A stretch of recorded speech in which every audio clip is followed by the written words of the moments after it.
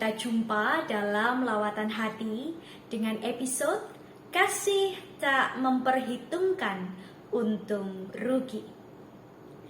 Bapak Ibu Saudara yang dikasihi oleh Tuhan, Agnes Claudia merupakan nama yang ramai diperbincangkan oleh netizen di tahun 2019.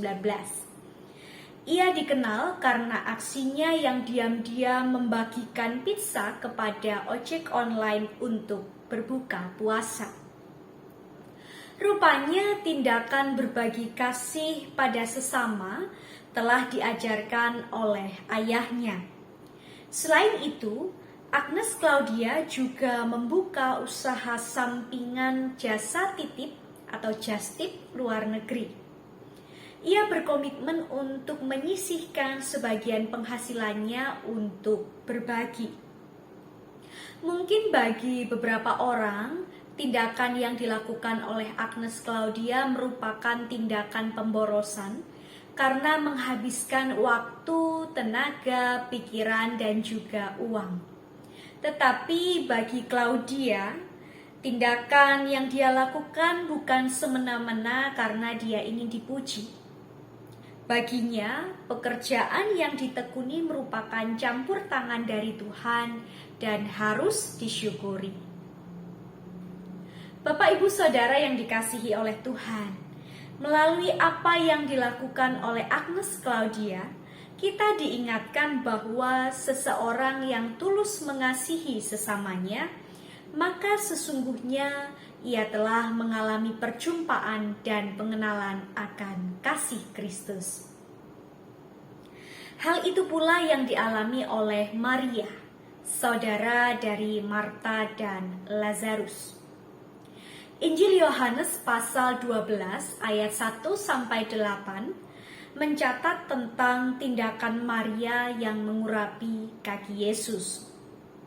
Ayat 3 menceritakan bahwa Maria mengambil setengah kati minyak narwastu murni yang mahal harganya, lalu meminyaki kaki Yesus dan menyekanya dengan rambutnya, dan bau minyak semerbak di seluruh rumah itu. Sedikit catatan untuk kita ketahui bersama. Minyak narwastu yang pada saat itu digunakan oleh Maria merupakan minyak narwastu yang murni dan tanpa campuran oleh bahan lainnya. Kati adalah ukuran berat cara Yunani atau Romawi yang sama dengan kurang lebih 12 ons. Yudas pada saat itu memperkirakan harga minyak narwastu sebesar 300 dinar, sedangkan upah buruh sehari dihitung 1 dinar.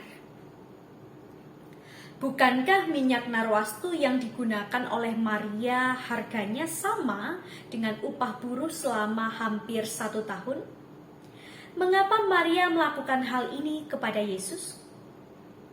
Kalau kita melihat kembali di dalam Injil Yohanes pasal yang ke-11, kita akan menemukan bahwa Maria mengenal dan merasakan cinta kasih Yesus ketika Yesus membangkitkan Lazarus. Nah, oleh sebab itu, pengurapan yang dilakukan oleh Maria bukan karena sikap yang berlebihan atau sikap ingin dipuji, tetapi sikap rendah hati dan ungkapan syukur atas kasih yang diterimanya. Bapak Ibu Saudara, di dalam bagian ini kita turut diingatkan bahwa kasih Kristus memotivasi seseorang untuk melakukan tindakan kasih. Seseorang dapat mengasihi Tuhan dan sesama kalau dia terlebih dahulu mengenal kasih Tuhan yang tanpa syarat. Ekspresi kasih kita kepada Tuhan bukan hanya diberikan ketika kita menginginkan sesuatu untuk Tuhan lakukan kepada kita.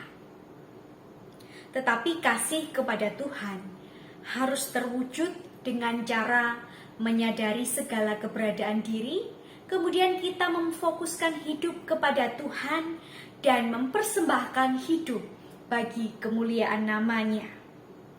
Dan kalau kita dapat memaknai hal itu dengan baik, maka kasih kepada sesama juga dapat dilakukan tanpa memperhitungkan untung rugi.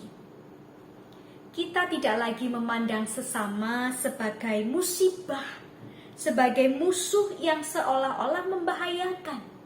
Tetapi kita dapat merangkul sesama sebagai milik ciptaan Tuhan yang juga layak untuk dikasihi dan dihargai. Seperti setiap hal berharga di dalam kehidupan kita yang akan selalu dijaga, maka begitu juga dengan kasih Tuhan yang sudah kita terima. Marilah kita mewarnai dunia dengan cara hidup yang berbeda, yakni melepaskan semua ego demi menghasilkan kasih yang tidak memperhitungkan untung rugi. Dengan demikian, kita pun turut terlibat dalam menjaga dan memelihara kehidupan yang dianugerahkan oleh Tuhan. Tuhan Yesus memberkati kita semua. Shalom.